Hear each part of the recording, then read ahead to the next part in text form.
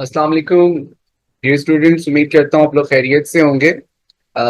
Welcome to the class of English. अभी जहाँ पे कल हमने टॉपिक को लीव किया था वहीं से हम उसको रिज्यूम करेंगे। Just wait for a while, let me share the slides with you and then we will start the lecture. Yes, here I am sharing. Slide share हो गई हैं जी। Dear students, can you see the slides? Yes sir. आवाज आ yes, Nagina is ji here. Sir. Okay, fine. Asma is here. Okay, Muntaha is here. Very good. So, जहां पे हमने कल टॉपिक लीव किया था हम वहीं से उसको कंटिन्यू करेंगे। आई थिंक आप तीनों कल की क्लास में मौजूद थे। अस्मा भी थी, मुंतहा भी थी और नगीना भी थी। Okay, that's fine. सो कोई मुझे बता सकता है, एनी वन ऑफ यू, कि कल हमने टॉपिक कहाँ पे छोड़ा था? कौन सा वो पॉइंट था जहां पे हमने डिस्कशन को ड्रॉप किया था? यस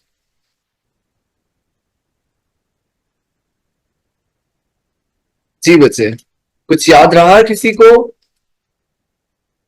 आई थिंक हम पर्सनल प्रोनाउंस के ऊपर बात कर रहे थे और at the end of the class Nagina raised her hand के सर मेरा एक सवाल है, और वो वहीं पे मैंने कहा था कि अब टाइम खत्म हो गया। तो बच्चे आपसे ही स्टार्ट लेते हैं। यस नगीना, आपका क्या वो क्वेश्चन था जो आप मुझसे कल पूछना चाह रही थी? क्या वो क्लियर हो गया है या स्टिल आपके माइंड में है? तो आप मुझसे पूछ सकते हो जी बच्चे। सर ऑब्जेक्टिव केस जो एक्टिव जो लास्ट पे है मी यस वाला ये वाला टेबल थोड़ा। ये रिवाइज करवा दूं मैं आपको जी ऑब्जेक्टिव? सर लास्ट वाला ऑब्जेक्टिव जी। That's fine, good.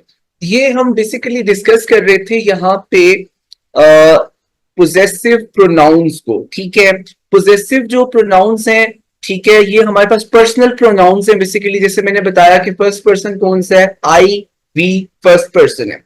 इसकी डिफरेंट फॉर्म्स हैं, like I, my, mine, me.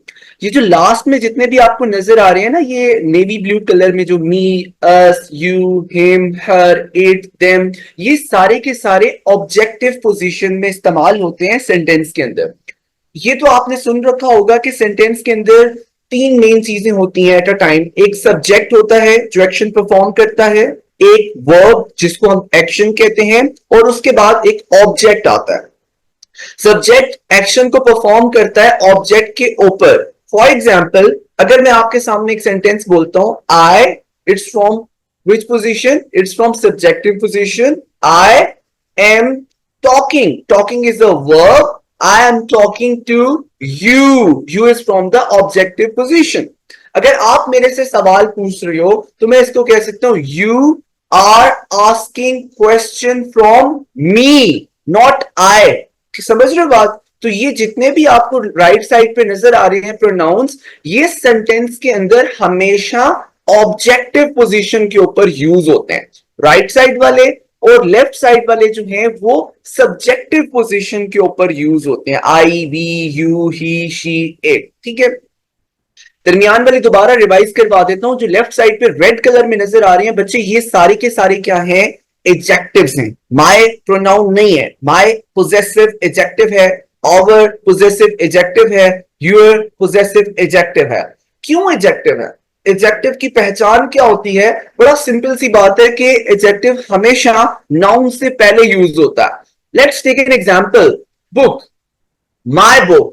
So my is used before the noun book. That's why my क्या चीज है? Adjective है, लेकिन ये possession को show कर रहा है। That's why it is known as possessive adjective. अब my कभी भी अलोन स्टैंड नहीं कर सकता, यानी अकेले से आप माई जो है स्टैंड नहीं कर सकता, बल्कि माइन जो है वो अकेले से एग्जिस्ट करेगा। That is a possessive pronoun. जैसे अगर मैं सेंटेंस को चेंज करता हूं, मीनिंग सेम है, दिस बुक इज माइन। इसके साथ कोई मैंने नाउन नहीं लगाया, it's a pronoun. And mine refer to whom? It's refer to me.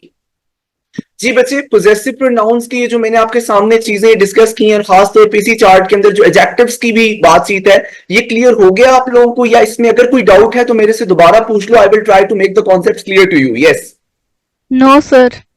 It's clear to you. And what about Muntaha and the other student? Yes, sir, clear. Clear है, चलो। Okay, Now let's move to next pronoun, and that is demonstrative pronoun. Demonstrative pronoun is basically used for demonstration. Demonstration का मतलब होता है इशारा करना, demonstrate. और ये आपके पास सिर्फ चार हैं: this, that, these, those. This, that, these, those. ये बड़ा सिंपल सा कॉन्सेप्ट है, अभी मैं आपके साथ क्लियर कर लूंगा, लेकिन एक बार वन बाय वन हम एग्जाम्पल्स को देखते हैं. This is an apple. So this is a pronoun that is used for the something that is near to you, जो आपके करीब है, प्लस जो सिंगुलर है, एक चीज के लिए आप यूज कर सकते हो. This is an apple, this is a book, this is a chair. जो चीज मेरे करीब है और वो सिंगुलर है, वहां पे दिस यूज किया जाएगा. और प्रोनाउन की सबसे बड़ी निशानी बच्चे क्या है? इट स्टैंड्स अलोन, अकेले यहां पे मौजूद है, इसके साथ कोई नाउन नहीं है. अगर नाउन आ जाएगा तो ये प्रोनाउन नहीं रहेगा, ये एडजेक्टिव में कन्वर्ट हो जाएगा. आगे चल के वो मैं आपसे डिस्कस करूंगा नेक्स्ट स्लाइड में. That is a car. That जो यूज करते हैं आप सिंगुलर चीज के लिए, लेकिन वो आपसे दूर होनी चाहिए. That is a car. That is a tree, जो दूर है आपसे चीज. इसी तरह दीज जो है वो करीब के लिए इस्तेमाल होता है, the thing which is near to you, but that is plural, जो जमा में हो, बहुत सारी हो. जैसे मेरे पास मल्टीपल अगर बुक्स पड़ी हुई हैं या फाइल्स पड़ी हैं, these are files, these are books, like this. उसके बाद लास्ट आ जाता है दोज प्लूरल के लिए यूज होता है, और जो आपसे दूर होगा, जो आपके करीब नहीं होगा, जिसकी तरफ आप इशारा कर रहे होगे. जी बच्चे, डेमोन्स्ट्रेटिव प्रोनाउन में कोई इश्यू तो नहीं है? पर्सनल और डेमोन्स्ट्रेटिव क्लियर है? Yes sir. ओके. मैं नेक्स्ट स्लाइड पे मूव करता हूं. जो सवाल भी आपके माइंड में आए बच्चे, feel free, ask the question, पूछेंगे, सीख जाएंगे. अच्छा, डिस्ट्रीब्यूटिव प्रोनाउन क्या होता है? ये बड़ा ही interesting sort of a pronoun है. मैं इसकी डेफिनेशन आपके सामने रीड कर देता हूं for the sake of understanding. A distributive pronoun is a pronoun that describes what? Describes members of a group separately. यानी कि ये ऐसा प्रोनाउन है जो तमाम मेंबर्स को सेपरेटली डिस्क्राइब कर रहा होता है. एग्जाम्पल से क्लियर हो जाएगा. और इसमें जो मेन इंपॉर्टेंट जो प्रोनाउंस है वो ईच, आइदर, नाइदर, ये तीन चार हैं. इसमें ये ज्यादा डिफिकल्ट नहीं है, बस आपको लिमिटेड ये वर्ड याद करने और इसका यूज आपने देखना है कि सेंटेंस में क्या ये प्रोनाउन के हैसियत से यूज हो रहा है, तो आप फौरन से आइडेंटिफाई कर लोगे ये डेमोन्स्ट्रेटिव, ये डिस्ट्रीब्यूटिव प्रोनाउन है. Like each of men received a reward. Each means हर एक शख्स इंडिविजुअली, हर एक शख्स को अवार्ड मिला है. each of men, ठीक है. इसी तरह each of the boys.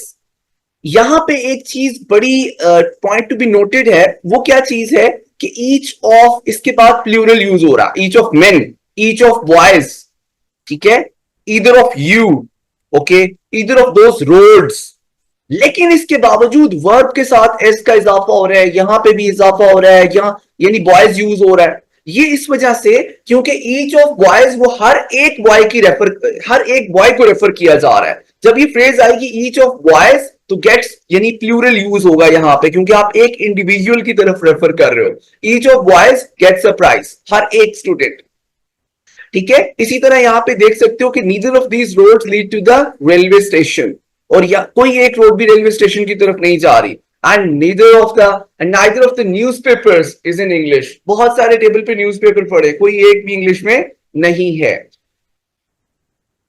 इसी तरह neither of the accusations is true. इल्जामात, कोई इल्जाम भी सच नहीं. अच्छा, अब मुझे बताओ कि ये डिस्ट्रीब्यूटिव प्रोनाउन का कॉन्सेप्ट आपको क्लियर हुआ है क्लास या नहीं हुआ? मुंतहा एंड नगीना, यस बच्चे? Yes sir. ओके फाइन, ठीक है. डिस्ट्रीब्यूटिव भी समझ में आ गया. अब तक मैंने तीन प्रोनाउंस आपको सिखाए हैं. सबसे पहला नंबर पे कौन सा था? Personal pronoun. दूसरे पे कौन सा था? डेमोन्स्ट्रेटिव. तीसरे पे कौन सा? Distributive pronoun. सो डिस्ट्रीब्यूटिव के बाद हम चलते हैं जी इंडेफिनाइट प्रोनाउन पे. मैं आपसे सवाल पूछता हूं, मुंतहा बच्चे मुझे बताएं, what is meant by the word indefinite? Indefinite का मतलब क्या होता है? यस, इनडेफिनाइट का मतलब क्या होता है? I think she is not here. जी जी बोलें, मैं सुन रहा हूं. Unknown. Yes, very good. Indefinite means जिसके अंदर कंफर्मेशन ना हो, जिसके बारे में आपको श्योरिटी ना हो, कंफर्मेशन ना हो, अननोन हो, पता नहीं है। यानी ये इस तरह का प्रोनाउन है जिसमें किसी स्पेसिफिक शख्स की तरफ रेफर नहीं किया जाएगा। डेफिनेशन रीड करता हूं। An indefinite pronoun is a pronoun that refers to person, place or thing in a general sense, not in specific. So this is the thing, वो जनरल सेंस की तरफ रेफर कर रहा होता है। जैसे आपके सामने बहुत सारी एग्जांपल्स लिखी हुई हैं, one, all, some, somebody, nobody, many, anybody. अब एग्जांपल्स देखो, आपको क्लियर होगा। One hardly knows what to do. अब ये वन एक प्रोनाउन है।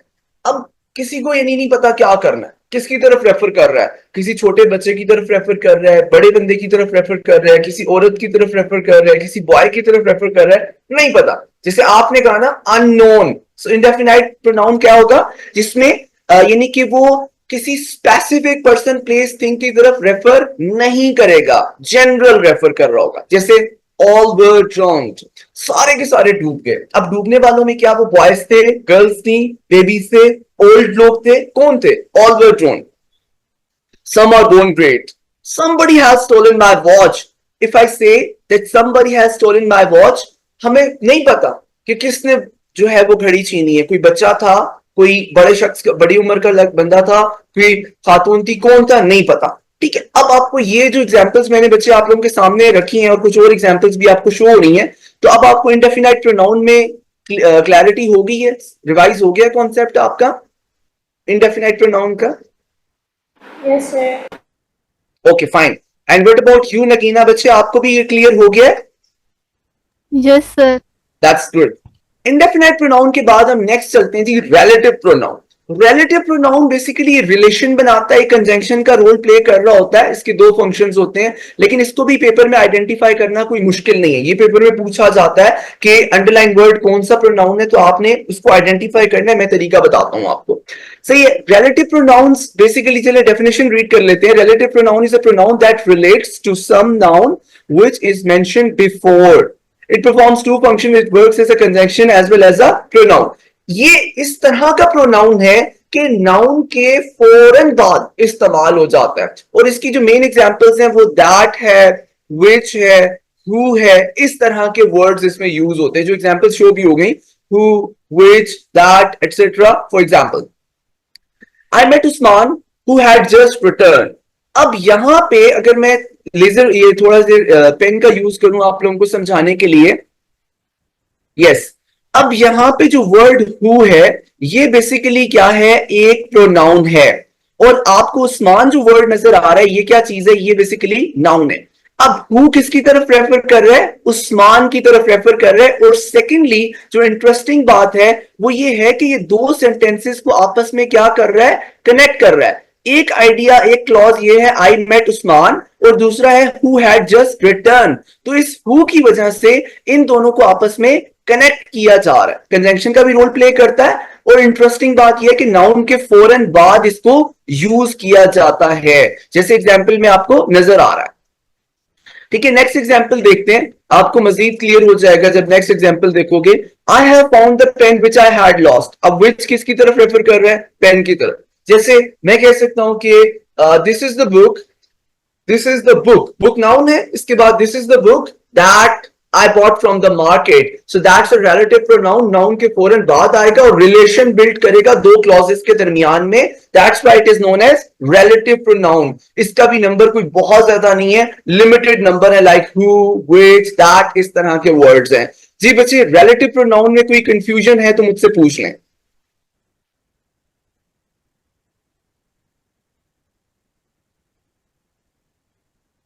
जी नगीना बच्चे, यू हैव अ क्वेश्चन, आप पूछें। सर ये दैट की कोई एग्जांपल देने के रिलेटिव और डेमोन्स्ट्रेटिव ये दोनों होगा, फिर दैट ये कैसे आइडेंटिफाई होगा? देखिए बड़ी सिंपल सी बात है, बड़ी सिंपल सी बात है कि आपने आइडेंटिफाई करना होता है with in a sentence. Paper में जब आपको क्वेश्चन दिया जाता है तो एक सेंटेंस गिवन होता है, उस सेंटेंस के अंदर एक पार्ट अंडरलाइन होता है, तो आप आसानी से आइडेंटिफाई कर सकते हो कि इस वक्त ये जो पार्ट है सेंटेंस में क्या रोल प्ले कर रहा है, या ये जो वर्ड है सेंटेंस में क्या रोल प्ले कर रहा है। ओके। अब यहां पे ये जो सेंटेंस गिवन है, अब आप दैट से कंफ्यूज ना हो। जैसे आपको याद होगा, मैंने एक आपको एग्जांपल दी थी एडजेक्टिव में से, the up train was late. तो आपको देखते ही बाकी स्टूडेंट्स ने कहा कि ये तो एडजेक्टिव है, सॉरी ये तो प्रेपोजिशन है, लेकिन इनफैक्ट वो क्या फंक्शन परफॉर्म कर रहा था, एडजेक्टिव का फंक्शन परफॉर्म कर रहा था। तो अब आप इसको ऐसे आइडेंटिफाई करोगे कि नाउन के फौरन बाद यूज हो रहा है, ठीक है। और दूसरा आप देखोगे कि दो क्लासेस को आपस में कनेक्ट भी कर रहा है, ठीक है। ये दो बातें अगर आपको नजर आ जाती हैं और नजर आएंगी तो ये रिलेटिव प्रोनाउन होगा। ये दो चीजों को आपने ऑब्जर्व करना है। दो कौन सी बातें? नंबर वन कि दो क्लॉजेस को आपस में कनेक्ट कर रहा है और ये नाउन के फौरन बाद यूज होगा, ठीक है। जो दूसरा केस है डेमोन्स्ट्रेटिव प्रोनाउन का, वो हम कह देते हैं दैट इज अ बुक। उससे आमतौर पर सेंटेंस स्टार्ट हो रहा होता है। आप कहते हो दैट इज अ बुक, वो किताब है। समझ रहे हैं बात? जी नगीना, ये अब क्लियर हुआ कॉन्सेप्ट बच्चे आपको? जी सर। हाँ जी, आपने विद इन कॉन्टेक्स्ट चीजों को आइडेंटिफाई करना होता है। सो this is the important thing, और वहां पे कॉन्टेक्स्ट गिवन होगा आपको पेपर में। चलें नेक्स्ट मूव करते हैं जी। रिलेटिव के बाद रिफ्लेक्सिव प्रोनाउन, ये भी पेपर में पूछा जाता है, और इन कंपैरिजन विद रिफ्लेक्सिव और एम्फैटिक, इन दोनों का कंपैरिजन जो होता है ये आपस में अक्सर स्टूडेंट्स इन दोनों में कंफ्यूज हो जाते हैं और पेपर में आइडेंटिफाई करने के टाइम पे बिल्कुल ब्लैंक हो जाते हैं। मैं आपको सिखाऊंगा कि कैसे आप इसको आइडेंटिफाई कर सकते हैं। Reflexive pronouns are the words ending in self and self, like myself, yourself. ये इस तरह के प्रोनाउंस हैं जैसे I self, myself, ourself, yourself. Self इसके आखिर में आता है आमतौर पे। तो ये रिफ्लेक्सिव प्रोनाउंस हैं, आइडेंटिफाई करना आसान है। और रिफ्लेक्सिव प्रोनाउन की खास बात क्या है कि are used when the subject and the object of the sentence are same. जब एक ही सब्जेक्ट होगा और वही उसका ऑब्जेक्ट होगा, when something does something to itself, ठीक है जी। Okay, just wait for a while. Yes Shakila, you have raised the hand. कोई क्वेश्चन है तो पूछे। Okay, I think mistakenly hand raise हो गया। अच्छा, रिफ्लेक्सिव प्रोनाउन बच्चे सब्जेक्ट और ऑब्जेक्ट एक है। अभी शायद मेरी बात आपको समझ नहीं आ रही कि हाउ, ये कैसे पॉसिबल है कि सब्जेक्ट और ऑब्जेक्ट एक है। एग्जाम्पल में देखो, आपको क्लियर हो जाएगा। ये देखें, I believe in my self. I subject है, सब्जेक्ट जो एक्शन परफॉर्म करे उसको यकीन किसके ऊपर है? अपने ऊपर। तो सब्जेक्ट और ऑब्जेक्ट सेम हो गया, और सेल्फ भी यूज हो रहा है। My self, our self, him self, it self, their self, them self, my self, इस तरह के वर्ड्स होंगे रिफ्लेक्सिव प्रोनाउन। आप लोग साइंसेस के स्टूडेंट होंगे मोस्ट प्रॉब्ली, आपने एक वर्ड पढ़ रखा होगा रिफ्लेक्शन। रिफ्लेक्शन क्या होता है? जब आप शीशे में देखती है, लाइट शीशे पे टकराती है, जब वो उसको हिट करती है तो रिफ्लेक्ट बैक करती है। So that is reflection. तो यहां पे जो सब्जेक्ट है वो एक्शन अपने ऊपर परफॉर्म कर रहा होता है। इस तरह के केस में उसको रिफ्लेक्सिव प्रोनाउन कहते हैं। The dog bit itself, dog ने काट लिया अपने आप को, itself. Jamil pinched himself, he spoke to himself, ठीक है। History repeats itself. जी बच्चे, अब मुझे आप लोग अपना फीडबैक दें कि अब आपको समझ में आया कि रिफ्लेक्सिव प्रोनाउन क्या है और किस तरीके से सब्जेक्ट और ऑब्जेक्ट एक हो जाते हैं। Yes yes sir. क्लियर है जी। मुंतहा आपको भी क्लियर है? Yes, fine. sir. और एक और स्टूडेंट ने हमें ज्वाइन किया था, अस्मा इज बैक, दोबारा ऑनलाइन बैक हुए हैं। ओके अस्मा, आपको भी समझ में आया, या आप शायद इस टाइम पे ऑफलाइन थे मे बी? ओके, जो चीज समझना है साथ साथ क्वेश्चंस पूछते जाओ। रिफ्लेक्सिव क्लियर हो गया, अब एम्फेटिक पे आ जाओ। एम्फेटिक प्रोनाउन क्या होता है? Emphatic pronoun basically, word emphatic का मतलब क्या है? नगीना बताएं जी, क्या मतलब है एम्फेटिक का? सर किसी चीज पे एम्फेसिस करना, जोर देना। जी वेरी गुड। एम्फेसिस मींस कि किसी चीज पे स्ट्रेस देना, किसी बात पे जोर देना। अब एम्फेसिस का यानी एम्फेटिक प्रोनाउन का मेन मकसद सेंटेंस के अंदर क्या होता है? इसका मेन रोल क्या होता है कि सेंटेंस के अंदर एम्फेसिस पैदा किया जाता है। एम्फेसिस मींस स्ट्रेस लेके आया जाता है, बात में वजन पैदा किया जाता है। लाइक देखें, The queen herself attended the party, और emphatic pronoun भी यही है, myself, yourself, himself, itself, ourself, yourself, themself, ये सारे इस तरह है। लेकिन अब सवाल ये पैदा होता है कि what is the difference between reflexive pronoun and emphatic pronoun? जो पेपर में अक्सर ये MCQ दिया जाता है और स्टूडेंट्स कंफ्यूज हो जाते हैं, पता नहीं क्या डिफरेंस है। रिफ्लेक्सिव में सब्जेक्ट और ऑब्जेक्ट एक हो जाएगा, और emphatic में ऐसा कुछ भी नहीं होगा। emphatic में क्या होगा, सिर्फ उसमें जोर डाला जा रहा है बात में। अभी ये देखो, ये इस बात में स्ट्रेस आ रहा है, the queen herself attended the party and she will do it herself. Okay, I heard the lie myself. The cat opened the door itself. Stress पैदा किया जा रहा है. एक और तरीका मैं आपको बताता हूं इसको कैसे आप आइडेंटिफाई कर सकते हैं. अगर ये प्रोनाउन आप रिमूव कर दें, सपोज रिमूव कर दें, let me just wait for a while, let me take the pencil here. Yes it is. So अगर मैं फॉर टाइम बीइंग यहां से ये हर सेल्फ रिमूव कर देता हूं लाइक दिस, समझे नहीं है यहां पे, ठीक है, और यहां पे भी हर सेल्फ नहीं है, काट दिया मैंने, माई सेल्फ बिल्कुल स्ट्रेट लाइन लगा देते हैं, माई सेल्फ भी काट दिया और इट सेल्फ भी काट दिया. ये जो 4 सेंटेंसेस बच्चे आपके सामने लिखे हुए हैं, इनके मीनिंग पे कोई असर पड़ रहा है? The queen attended the party, she will do it, I heard the lie, the cat open the door. Is there any difference in the meaning जब मैंने ये वर्ड यहां से रिमूव कर दिया है या नहीं? यस या नो में आंसर करना है. मुंतहा, जी बच्चे आप बताओ. Sir, can you repeat? Sir, can you repeat? The net was lagging. Okay, that's fine. Okay, let me repeat. I'm asking a very simple question. Suppose if I remove these emphatic pronouns from the sentences, then will there be any difference in the meaning or not? Yes, Muntaha. No, sir, because it's only used for emphasis. Yes, you are absolutely right. It is only for the sake of emphasis. अगर आप यहां से ये remove करोगे, what will be removed? Only the emphasis, stress, जो बात पे वजन था वो वहां से रिमूव हो जाएगा, मीनिंग पे असर नहीं पड़ेगा. अब दूसरी बात ये है, बल्कि एक मिनट, जस्ट मैं इसको पहले रब कर लूं, ये यहां से रिमूव हो जाए तो इजी रहेगा. ओके, अब now going back to the previous slide, reflexive pronoun पे आओ. अब यहां पे अगर आप ये सब वर्ड्स रिमूव कर देते हैं तो क्या होगा? Like for example my self remove हो गया, इट सेल्फ रिमूव हो गया, हिमसेल्फ रिमूव हो गया, यहां से भी हिमसेल्फ. तो अब मुझे नगीना बच्चे आप बताएं, नाउ टेल मी, मीनिंग में फर्क आ रहा है? यस नगीना बच्चे, मीनिंग इफेक्ट हुआ? Yes sir. यस एब्सोल्युटली, क्योंकि वो ऑब्जेक्ट था जो हमने रिमूव कर दिया, ऑब्जेक्टिव पोजीशन पे यूज हो रहा था.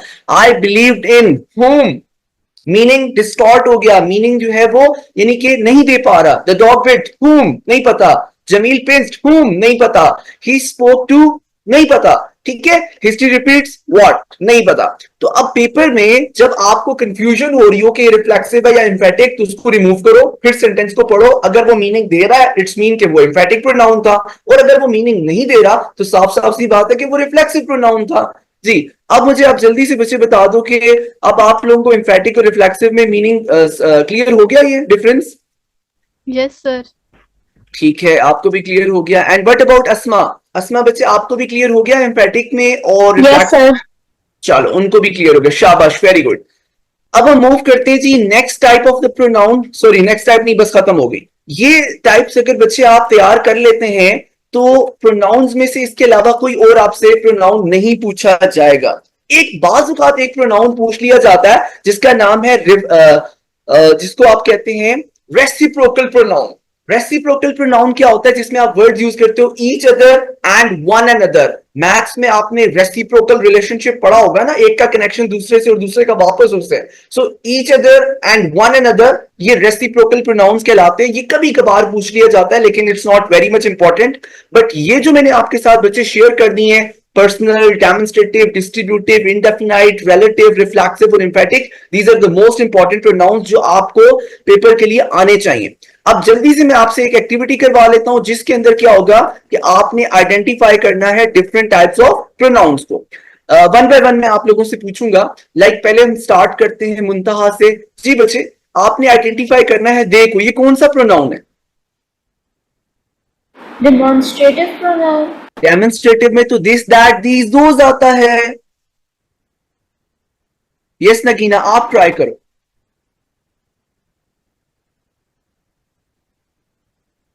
जी नगीना, आप ट्राई करें. जी सर डिस्ट्रीब्यूटिव प्रोनाउन. जी मुंतहा, ठीक है मैं बताता हूं आपको. जी मुंतहा, क्या बात है, आपने रेज किया hand. Sir, personal pronoun. Excellent बच्चे, पर्सनल प्रोनाउन है. याद नहीं है first person, second person, third person pronoun कौन से हैं? ही, शी, इट, दे. तो ये आपके पास पर्सनल प्रोनाउन है. ठीक है, चलें अब नेक्स्ट सवाल मेरा अस्मा से. these are my favorite chocolates. So asma बताएं बच्चे these क्या है? Demonstrative pronoun. Very good. Next, none of answers were correct. None क्या है? Anyone?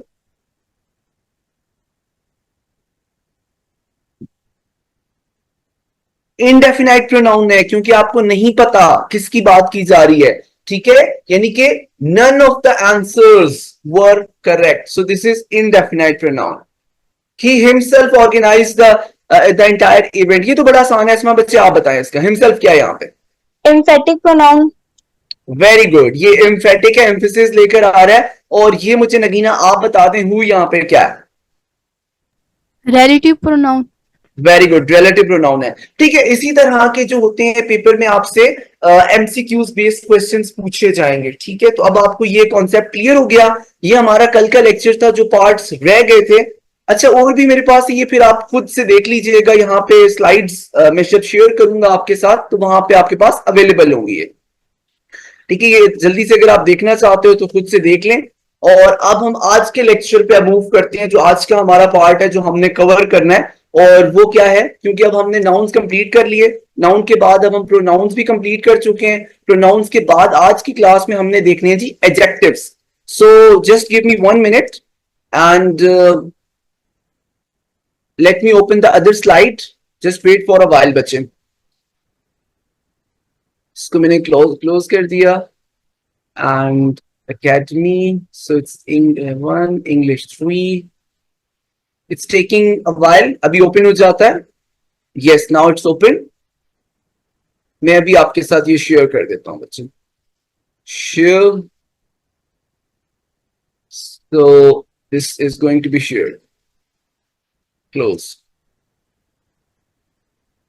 slide share from the beginning। So parts of speech की जो हम सीरीज हम जो पढ़ रहे हैं उसके अंदर हम नेक्स्ट हमारे पास जो टॉपिक है वो है जी एडजेक्टिव्स, ठीक है। एडजेक्टिव्स जो है हमने पढ़ा है कि एडजेक्टिव्स क्या रोल प्ले करते हैं, बेसिकली मॉडिफाई करते हैं किसको, नाउन को, और किसको, प्रोनाउन को मॉडिफाई करते हैं। अच्छा, अब इसके साथ क्या है कि एडजेक्टिव की डिफरेंट टाइप्स हैं, वो टाइप्स आपको पता होनी चाहिए। जैसे आपने पढ़ा होगा क्वालिटेटिव एडजेक्टिव आपके पास होता है, क्वांटिटेटिव एडजेक्टिव होता है, न्यूमेरल एडजेक्टिव होता है, डेमोन्स्ट्रेटिव है, पोजेसिव एडजेक्टिव है। ये 5 टाइप्स अगर आपको आती है ना तो मोस्ट प्रोबेबली पेपर के अंदर यही 5 में से सवाल आता है, क्योंकि ये 5 एडजेक्टिव की इंपॉर्टेंट टाइप्स हैं, possessive adjectives, demonstrative adjectives, numeral, qualitative, quantitative adjectives. अब वन बाय वन इसको अंडरस्टैंड करते हैं जनाब। क्वालिटेटिव एडजेक्टिव, ये मैंने ब्रैकेट में वर्ड भी लिख दिया है, that is descriptive adjective. Descriptive का मतलब क्या होता है, डिस्क्राइब करना, कि किसी भी चीज की कोई क्वालिटी बताना, कोई फीचर बताना। अगर इसकी जो डेफिनेशन सामने शो हो रही है, अगर हम उसको रीड कर लें, descriptive adjectives describe the characteristics of a noun or a pronoun by adding a quality or a feature to them. यानी किसी की क्वालिटी पता लग रही होती है हमें। जैसे I have a fast car, he is hungry, Salim saw a flying eagle. अब ये जितने भी वर्ड्स आपको शो हो रहे हैं ये सारे के सारे नाउन्स हैं। ईगल, कार, ही प्रोनाउन है यहाँ पे, और ये हंग्री एडजेक्टिव है। क्यों? क्योंकि उसकी स्टेट बता रहा है, ही को डिस्क्राइब किया जा रहा है कि अब इस वक्त उसका फीचर क्या है, हंग्री, ठीक है। और यहाँ पे fast car, flying eagle, white cat.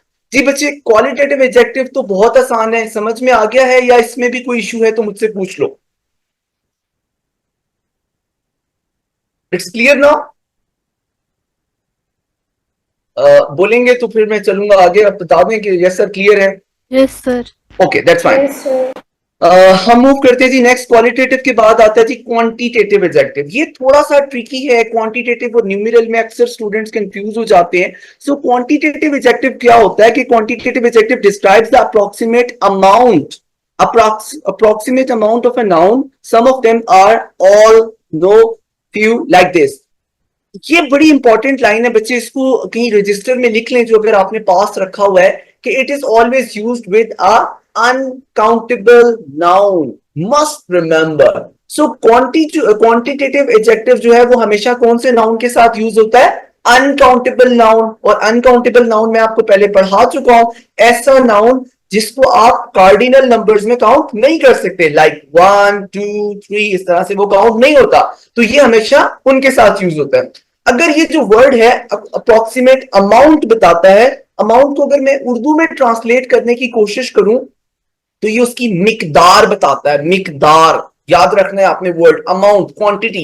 Example से क्लियर हो जाएगा, there is enough juice for my breakfast, so little water is needed to make that pastry, I have sufficient money for shopping. ये examples आपके सामने है, सारी examples I think read करने की मुझे जरूरत नहीं है, लाइक लिटिल नॉलेज, ये जितने भी आपको येलो कलर में नजर आ रहे हैं वर्ड्स, ये सारे के सारे नाउन हैं और उनसे पीछे एडजेक्टिव यूज हो रहे हैं, और ये जितने भी नाउन आपके सामने हैं ये सारे के सारे अनकाउंटेबल हैं, आप इनको काउंट नहीं कर सकते हो। Like juice can't be count, ठीक है, जूस को आप मेजर कर सकते हो, काउंट नहीं कर सकते हो, ठीक है। इसी तरह वाटर है, मनी है, जूस है, नॉलेज है, वेल्थ है, बहुत सारे होते हैं। तो ये अनकाउंटेबल नाउन की यानी इन वर्ड्स की क्या बताते हैं, तो उर्दू में कहें इनकी मिकदार बताते हैं, ठीक है। एनफ जूस, लिटिल वाटर, कितनी मिकदार। और अगर इंग्लिश में आप रखते हैं बात को, तो वो बताते हैं basically quantitative adjectives tells about the amount of a noun, कि कितनी अमाउंट मौजूद है, जूस कितना है, कितने अमाउंट में नॉलेज है, कितने अमाउंट में मनी है, ठीक है, जूस लाइक दिस। तो ये क्वांटिटेटिव एडजेक्टिव बच्चे समझ में आ गया, और ये पॉइंट रजिस्टर पे आपने लिख लिया है, always it is always used with an uncountable noun, जी। Yes, sir. ओके, अस्मा बच्चे आप बता दो, things are clear to you now? Yes, sir. Okay fine, चलें अब नेक्स्ट मूव करते हैं जी। क्वांटिटेटिव के बाद आते हैं हमारे पास न्यूमेरल एडजेक्टिव्स। ये आपने इन चीजों को लाइट नहीं लेना बिल्कुल भी, ठीक है, ये सारे बहुत इंपॉर्टेंट एडजेक्टिव्स हैं। जब हम पार्ट्स ऑफ स्पीच अपने कंप्लीट करेंगे तो मैंने जो लास्ट ईयर का पेपर पहले दिन आपको दिखाया था वो मैं दोबारा आपको शो कराऊंगा, और फिर मैं आपको दिखाऊंगा कि ये देखो जो अभी हमने पढ़ा है उसमें से कितनी कितनी चीजें हमने कवर कर ली हैं। तो इसलिए ये सारे इंपॉर्टेंट है, अगर आपने इनको लाइट लिया तो फिर मुश्किल हो जाएगी। सो न्यूमेरल पे आते हैं, न्यूमेरल नंबर्स से रिलेटेड है, और ये एग्जैक्ट क्या बताता है, यानी उसकी जो है वो नंबर्स बताता है। Numeral adjectives are those adjectives which is used to denote the number, ठीक है, और the order in which they stand, and they are commonly known as adjective of number. So numeral adjective किसी भी चीज का आपको नंबर बताएगा, और हमेशा हमेशा ये काउंटेबल नाउन के साथ यूज होता है, अनकाउंटेबल के साथ नहीं यूज होता। एग्जांपल्स देखो,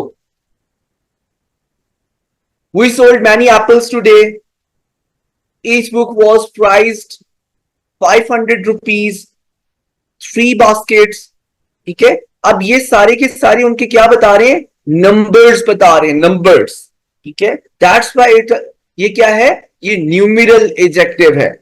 अब न्यूमेरल एडजेक्टिव्स को हम बेसिकली डिवाइड करते हैं इनटू 3 कैटेगरीज। अगर अभी आपके ज़हन में कोई सवाल है तो उसको आप रजिस्टर पे लिखो, जब मैं ये 3 स्लाइड्स कंप्लीट करूंगा तो फिर वो मैंने आपसे सवाल लेना है, ठीक है, अभी नहीं। न्यूमेरल एडजेक्टिव्स को हम 3 कौन से पार्ट्स में डिवाइड करते हैं, एक कहलाता है डेफिनाइट न्यूमेरल एडजेक्टिव। जैसे मैंने अभी इनडेफिनाइट का मतलब पूछा था, मुंतहा से उसने बताया कि दैट इज अननोन, जिसमें स्पेसिफिक नहीं होता। तो इनडेफिनाइट का ऑपोजिट क्या होता है, डेफिनाइट, जिसमें आपको 100% नंबर मालूम हो। लाइक इसमें 2 कैटेगरीज आती हैं, एक कार्डिनल नंबर्स आ जाते हैं और दूसरे आपके पास ऑर्डिनल नंबर्स आ जाते हैं। कार्डिनल नंबर कौन से होते हैं, 1 2 3 4 5 6। ऑर्डिनल क्या होते हैं, first, second, third, fourth, 10th, 11th, 12th, like this, इस तरह से ऑर्डिनल नंबर्स होते हैं। अब ये एग्जांपल्स देखो, आपको क्लियर हो जाएगा। Kalim was second in the race, अब उसका स्पेसिफिक नंबर पता लग रहा है ना, यहां पे ही हैज 3 कार्स, ठीक है। इसी तरह लास्ट एग्जांपल पे आप देख सकते हो कि Ahmad office was on the 7th floor. ये क्या चीज बता रहा है, ये सारे के इनको आप कहेंगे डेफिनाइट न्यूमेरल एडजेक्टिव्स, क्योंकि 100% श्योरिटी के साथ आपको नंबर बताता है। आगे चले, इनडेफिनाइट। अब इनडेफिनाइट का मतलब क्या है कि वो स्पेसिफिक नहीं होगा, आपको कंफर्म जो है वो नंबर नहीं पता लगेगा इसका, ठीक है। अब यहां पे कुछ एग्जांपल्स आप देखें, जैसे ये लिखी हुई है, there are few bottles of wine in the fridge, he has sold all books. आपको नंबर तो पता लग रहा है लेकिन वो स्पेसिफिक नहीं है। Several main came looking for you, कुछ लोग आए, कितना नंबर था, एग्जैक्ट नहीं पता, लेकिन इतना कंफर्म हो रहा है ये बॉटल्स के नंबर के बारे में बात की जा रही है, बुक्स के नंबर्स के बारे में बात की जा रही है, लेकिन दे आर नॉट स्पेसिफिक। तो अब पहला क्या था, डेफिनाइट न्यूमेरल एडजेक्टिव, दूसरा कौन सा हो गया, इनडेफिनाइट न्यूमेरल एडजेक्टिव, और तीसरी टाइप आपके पास कौन सी आती है, डिस्ट्रीब्यूटिव न्यूमेरल एडजेक्टिव, जो डिस्ट्रीब्यूट कर रही होती है हर चीज को। अभी देखते हैं, लाइक इसमें बहुत लिमिटेड है, ईच, एवरी, आइदर, नाइदर, इस तरह के वर्ड्स हैं, ठीक है, each student, every word, like this, इस तरह के वर्ड्स हैं, ठीक है। आप हो सकता है कि जो मैंने आपको डिस्ट्रीब्यूटिव प्रोनाउन पढ़ाया था, याद आ रहा है थोड़ी देर पहले, डिस्ट्रीब्यूटिव प्रोनाउन, उसके साथ आप इसको कंफ्यूज कर रहे हो। लेकिन अगेन मैं आपको बताता हूं, थोड़ा सा इससे पीछे चले जाओ, नाउन्स की जब बात की, प्रोनाउंस की बात की, पर्सनल प्रोनाउंस के अंदर मैंने आपको दो पढ़ाए, पोजेसिव और पोजेसिव प्रोनाउंस थे, और दूसरा क्या थे, पोजेसिव एडजेक्टिव्स थे, मिलते जुलते थे ना। तो मैंने कहा कैसे आप इसको डिफरेंशिएट कर सकते हो, जो पोजेसिव एडजेक्टिव्स होते हैं वो नाउन से पहले यूज होते हैं, ठीक है, वो एडजेक्टिव की पोजीशन पे होते हैं, और पोजेसिव प्रोनाउन जो है वो इंडिपेंडेंट एग्जिस्ट करते हैं। अब आप ये देखो, ईच, एवरी, आइदर, नाइदर, ये सारे वर्ड नाउन से पहले इस्तेमाल हो रहे हैं, यानी नाउन के साथ, बिल्कुल ठीक है, ये एडजेक्टिव पोजीशंस पे, इसीलिए इसको एडजेक्टिव कंसीडर किया जाएगा। और काम क्या कर रहे हैं, डिस्ट्रीब्यूशन का, कि हर एक मेंबर की तरफ रिप्रेजेंट कर रहे हैं उसको, that's why they are known as distributive numeral adjective. जी बच्चे, अब आपका कोई सवाल है तो मुझसे पूछें। मैंने अब आपको न्यूमेरल एडजेक्टिव पढ़ाया और इसकी तीन टाइप्स पढ़ाई, तीनों याद रखो, डेफिनाइट, डिस्ट्रीब्यूटिव और इनडेफिनाइट। क्वेश्चन पूछ लें बच्चे, if you have any doubt तो पूछ लें मेरे से। No, sir. मुंतहा को कोई क्वेश्चन नहीं है, नगीना बच्चे आप बताएं, और असमा को भी मेरे ख्याल से कोई क्वेश्चन नहीं नो होगा। सर। फाइन, आगे चलते हैं। इसके बाद हमारे पास क्या है जी, यहां पे एक अक्सर कंफ्यूजन होती है क्वांटिटेटिव और न्यूमेरल एडजेक्टिव्स में, स्टूडेंट्स कंफ्यूज हो जाते हैं। या मैं आपको स्क्रीन पे शो करवा रहा हूं, जैसे यहां पे लेफ्ट साइड पे बच्चे जो नजर आ रहे हैं, they are adjective of quantity, और राइट साइड पे जो नजर आ रहा है वो एडजेक्टिव ऑफ नंबर या न्यूमेरल एडजेक्टिव है, लेकिन वर्ड दोनों सेम है। यहां पे सम, यहां पे सम, यहां पे ऑल, यहां पे ऑल, नो, एनी, सेम है। So where the different lies, मैं आपसे सवाल पूछता हूं, असमा से मेरा सवाल है जी, असमा बच्चे कैन यू टेल कि what is the difference between this, कि इस वाले सम राइस में हम इसको कह रहे हैं कि एडजेक्टिव ऑफ क्वांटिटी है, और यहां सम बॉयज में हम इसको एडजेक्टिव ऑफ नंबर कह रहे हैं, why, is there any specific justification that you have, so please share with the class. Asma, sir यहाँ पे समराइज के साथ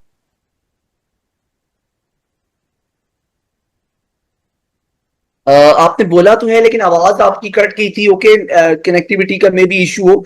नगीना आप इसको दोबारा से बता दें कि क्या चीज है, क्या वजह सर है। काउंटेबल और अनकाउंटेबल का डिफरेंस है, क्वांटिटी के साथ अनकाउंटेबल सारे हैं। Very good, so this is the difference जो आपको पेपर में भी कंफ्यूज कर सकता है। वहां पे आपने फौरन से देखना है कि एडजेक्टिव है, ठीक है, किसके साथ यूज हुआ है। यहां राइस की अमाउंट बताई जा रही है, जैसे उर्दू में मैं दोबारा आपको बता दूं क्या बताई जा रही है, उसकी मिकदार बताई जा रही है लेफ्ट साइड पे, और यहां पे क्या है, तादाद बताई जा रही है, यानी लेफ्ट साइड पे अमाउंट है और राइट साइड पे नंबर बताया जा रहा है उन चीजों का। आई होप कि ये कंफ्यूजन भी अब आपकी दूर होगी हो। नेक्स्ट हम आगे मूव करते हैं। नेक्स्ट हमारे पास आता है जी डेमोन्स्ट्रेटिव एडजेक्टिव्स। डेमोन्स्ट्रेटिव एडजेक्टिव्स कौन से हैं, this, that, these, those demonstrative adjectives हैं, लेकिन अगेन इसको आपने डेमोन्स्ट्रेटिव प्रोनाउंस के साथ कंफ्यूज नहीं करना। व्हाई, पोजीशन, कि डेमोन्स्ट्रेटिव प्रोनाउन जो होगा वो इंडिपेंडेंट एग्जिस्ट कर रहा होगा, और डेमोन्स्ट्रेटिव एडजेक्टिव जो होगा वो नाउन से पहले यूज हुआ होगा, like that dress, these puppies, this soup, इस तरह की एग्जांपल्स हैं। ये भी क्लियर हो गया आपको। नेक्स्ट मूव करता हूं, पोजेसिव एडजेक्टिव जो मैं आपको पहले पढ़ा चुका हूं। पोजेसिव एडजेक्टिव्स कौन से हैं, like my car, his cat, our job, her, यानी ये सारे के सारे नाउन से पहले यूज होंगे, तो फौरन से आप पहचान जाओगे ये पोजेसिव एडजेक्टिव्स हैं। जी बच्चे, अभी मुझे आप बताएं कि इन 5 एडजेक्टिव्स की टाइप्स में से कोई इशू तो नहीं है आप लोगों को। No sir. ठीक है, किसी कोई भी इशू हो तो बच्चे प्लीज आप लोगों ने फौरन से पूछ लेना है, ताकि कॉन्सेप्ट्स क्लियर करते जाएं साथ साथ, ठीक है। अब हमारा जो आ जाता है नेक्स्ट पार्ट, क्या, आइडेंटिफाई द अंडरलाइन वर्ड्स। अब आप, मैं वन बाय वन किसी से भी पूछ सकता हूं, ये एडजेक्टिव्स हैं सारे के सारे, ठीक है, आपने एडजेक्टिव की टाइप बतानी है कौन सा है।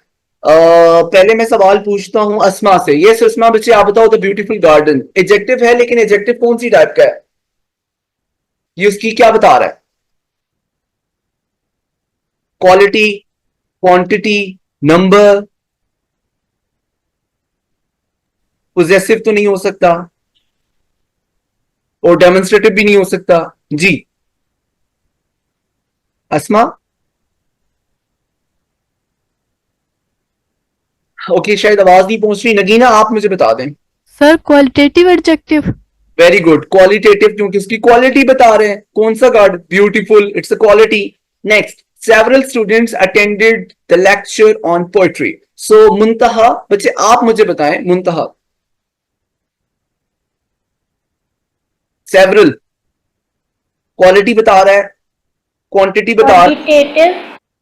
हाँ, Quantitative. यही तो बात है बच्चे, प्रैक्टिस, आपको बहुत ज्यादा प्रैक्टिस सब लोगों को जरूरत है। क्वालिटेटिव तब होता है, न्यूमरल एडजेक्टिव। हाँ ये न्यूमेरल है। क्वालिटेटिव तब होता जब ये जो नाउन है वो अनकाउंटेबल हो जाता। इतनी सी ट्रिक थी सिर्फ यहां पर। अब ये तो काउंटेबल है, स्टूडेंट्स तो आप काउंट कर सकते हो ना, तो ये आपके पास न्यूमेरल एडजेक्टिव है, और इनडेफिनाइट न्यूमेरल एडजेक्टिव है कि नंबर स्पेसिफिक नहीं है। ये क्लियर हो गया बच्चे मुंतहा आपको? Yes, sir. That's good. Next move करते हैं जी। अस्मा, अगर आपको आवाज आ रही है तो प्लीज इसका बताएं कि दिस क्या है। This book is most interesting than ones I read last week. Yes, Asma.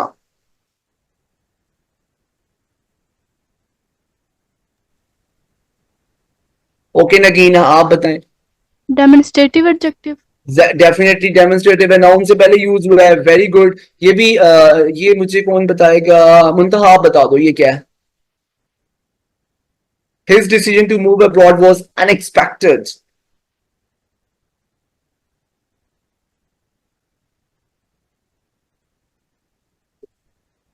Possessive, possession को शो कर रहा है। लास्ट में सम शुगर।